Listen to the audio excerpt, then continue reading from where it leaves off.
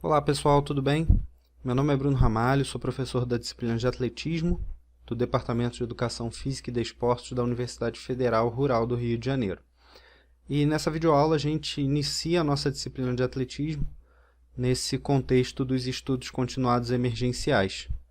Então a ideia dessa primeira videoaula é passar alguns destaques do primeiro conteúdo dado dentro da disciplina relacionado aí ao histórico do atletismo.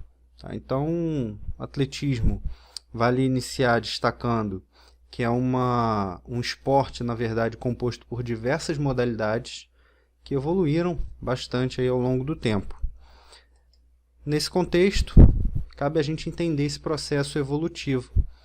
Então, o atletismo, por muitos, é considerado aí uma modalidade mãe, né, porque a partir do atletismo, diversas outras modalidades e outros esportes surgiram, né, e basicamente é disputado desde a antiguidade grega. E aí cabe um ponto de destaque, né? Ao longo de todo esse processo evolutivo, um marco merece um destaque importante, que foi em 1896, por parte do Barão Pierre de Coubertin, a criação dos Jogos Modernos, né, dos Jogos Olímpicos Modernos. Isso vale, obviamente, não só para o atletismo, mas também para outras modalidades, mas isso impulsionou bastante o esporte, né, porque o esporte ele passa a ser disputado de forma mais institucionalizada, ou seja, algumas instituições, né, como o próprio nome sugere, passam a tomar conta do esporte. Tá? Bem, para a gente entender que instituições são essas, a gente precisa olhar para uma linha do tempo evolutiva, essa aqui especificamente falando da modalidade aqui no Brasil. Então, lá em 1910, houve a primeira competição de atletismo no Brasil, organizada aí pela extinta CBD, né, Confederação Brasileira de Desportos. E em 1912 é criada, então, a IAAF, que é a Federação Internacional de Atletismo. Notem que a partir desse momento a gente vai ter uma evolução natural do esporte e a Confederação Brasileira de Atletismo foi criada bastante tempo depois. Somente em 1977 foi criada a Confederação Nacional do nosso país. Por que esse destaque é importante? A partir do momento em que o esporte é institucionalizado, essas instituições que tomam conta do esporte, elas têm algumas tarefas bastante importantes. Eu vou iniciar aqui destacando a Associação Internacional de Federações de Atletismo, né, a IAAF, que é a Federação Internacional de Atletismo. Basicamente, como a gente já visualizou, ela foi fundada em 1912 e ela tem algumas funções. A primeira delas ali, organização das competições, padronização, então métodos, métodos, entendam métodos como sendo principalmente a parte de regras, enfim, as parametrizações para cada modalidade, a cronometragem, manutenção e reconhecimento de recordes e supervisão das associações continentais. Então, nesse contexto de padronização, de regras, de métodos, enfim, a Federação Internacional ela está acima das confederações e das associações, enfim, das instituições regionais. Tá? Isso tem um ponto importante, relacionado principalmente a reconhecimento de recordes. Para que um recorde seja reconhecido, todas as parametrizações realizadas em prova têm que obedecer às regras da Federação Internacional. Uma vez que haja alguma violação dessas normas, os recordes eles não podem ser estabelecidos.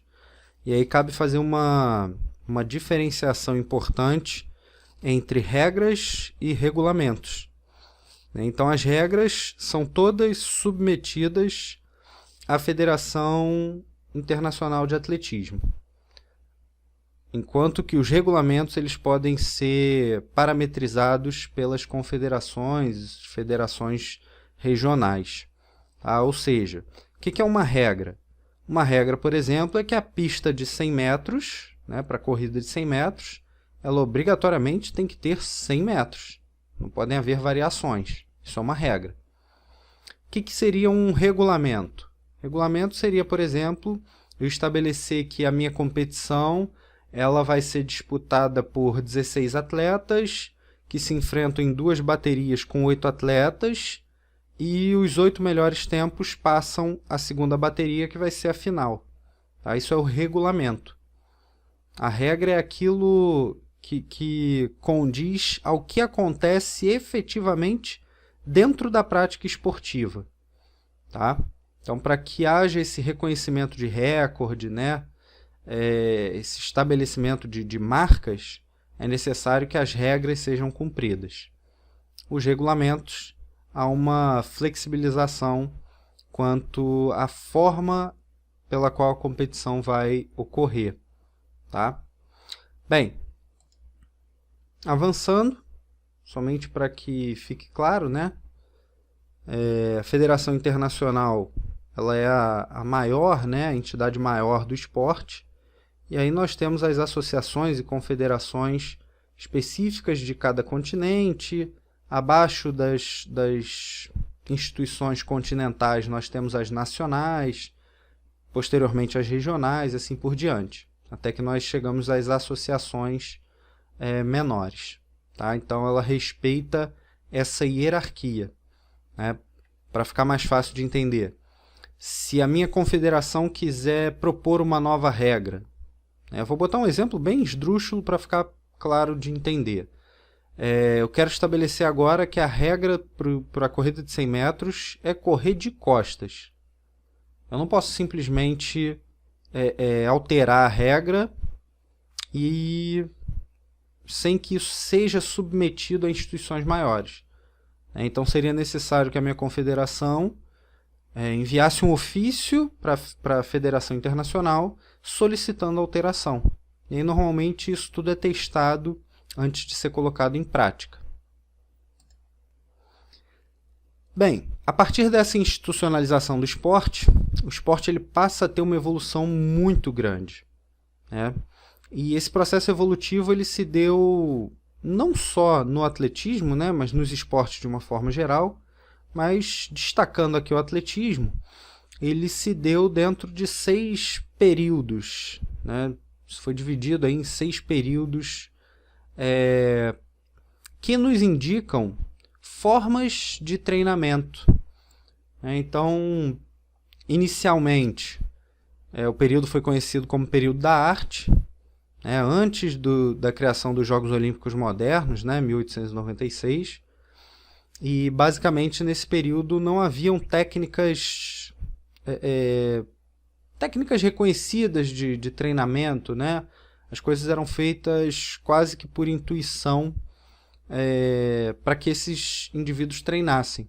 Um ponto importante para destacar nesse período da arte é que todos os atletas, né, que disputavam as provas, eles não eram realmente atletas, né? Eram pessoas normais que treinavam e disputavam provas, mas não eram reconhecidos como atletas propriamente ditos.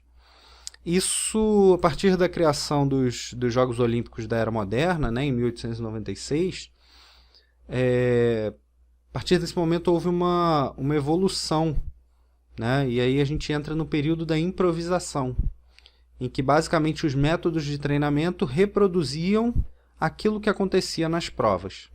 Tá? Avançando, começa a se entender que existiam formas melhores de se treinar, e aí a gente entra no período da sistematização, em que de forma bastante empírica os atletas começam a perceber que determinadas formas de treino dão resultados melhores. Então isso começa a ser sistematizado. Os atletas começaram a registrar os seus treinos, a marcar tempo, por exemplo, e de forma efetivamente sistemática melhoraram a forma de se treinar.